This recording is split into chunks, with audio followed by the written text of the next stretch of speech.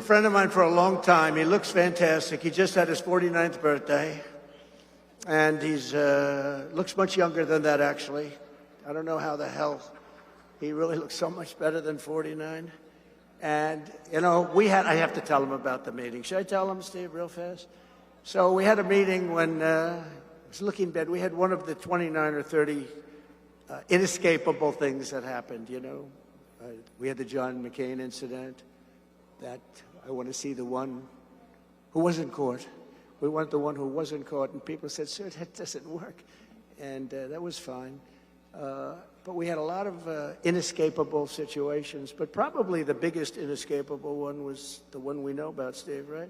So it doesn't matter what one, because I don't want to exactly bring it up. But we had a group of people around in my apartment, and it looked like it was in trouble. And we went through a list of very well-known Republicans. What do you think we should do? Sir, one said, sir, I think you should resign. And this is in the middle of the campaign. I already got the nomination. This is like in October. I think you should resign, sir, and I think we should appoint either Mike Pence or somebody else. How about that one? And maybe, he said, and maybe they'd have a chance of winning. I went to the next. We had about 10 people. Went to the next. Sir, I don't think you'll be able to make it, sir. I went to one person who said something that was so horrible. They said, sir, you can stay in and have the single greatest defeat in the history of politics, or you can get out. We'll appoint a Republican to take your place, and maybe that person will have a chance of winning. And we went through like this, and then I got to Steve Bannon. I said, Steve, so what would you say we should do? It's a true story. This is a true story. I said, so Steve, what would you say I should do? You should stay in, sir. You're going to win this race 100%. He's the only guy. True. Right? 100%.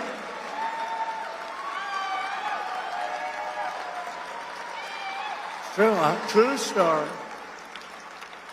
It's a true story. He said 100%. I said, that guy's the greatest bullshit artist I've ever heard. I don't know if he believed it, but boy, did he say it. And he was, I think he was convinced. Steve, did you really believe that? He said, yes, I believe him. But he was the only one in the room, right? And then I made my decision. I said, look, this is the way I look at it. If I get out, it would be historic. It'll be the only time anyone's ever gotten out before a race after getting the nomination in a landslide. I mean, we wiped them out. We started with 18, and every week, 1 out, 2 out, 3 out. And it was a great campaign. And we were doing really well, but this one particular event came up, and I said, you know, if we get out, it's historic. If we don't get out, we lose. If we lose, we lose. You know, we're realistic. It could happen, right? And it's not that big. It's big. It's horrible. But it's not historic because somebody always loses a little bit, right? I didn't like the concept of it, but the other was much. So I said, we'll stay in. And did we kick ass after that, right?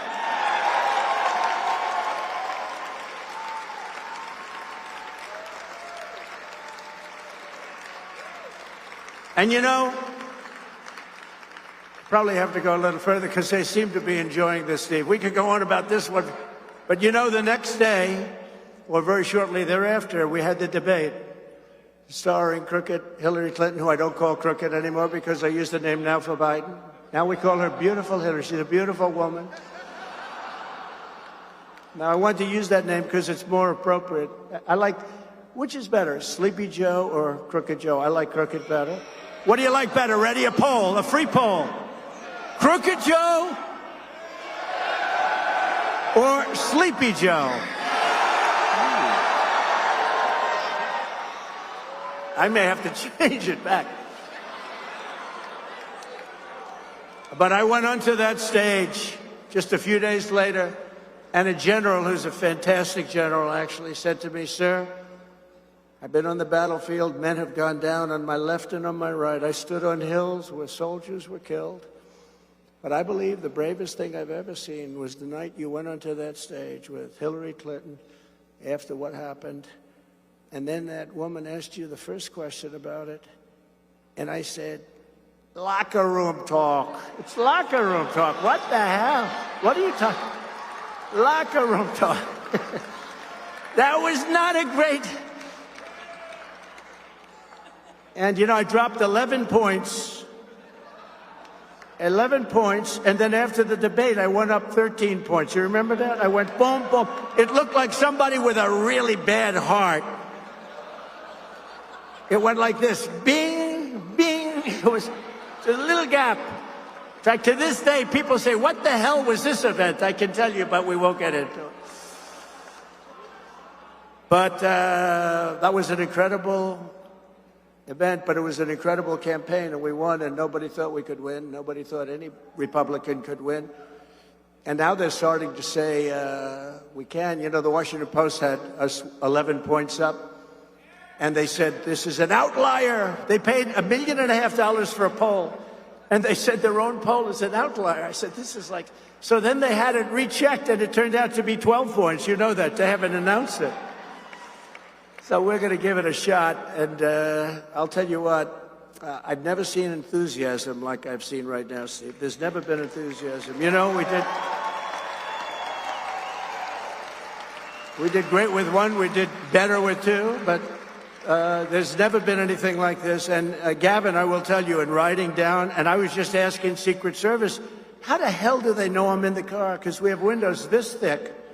They're like really good. Very good. I have guys walking up to that thing. If they held a little thing, I'd say, go ahead, shoot. You know what happens? The bullet bounces back and kills them. That's what I got him. They say, I got this guy. I got him. Go ahead and shoot. Here I am. Shoot. Bing, bong. That's the end. The windows are that thick.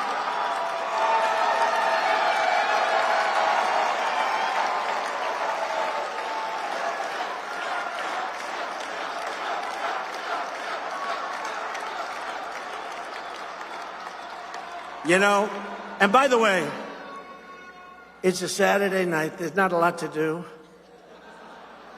So we'll stay here for a while. Do we agree?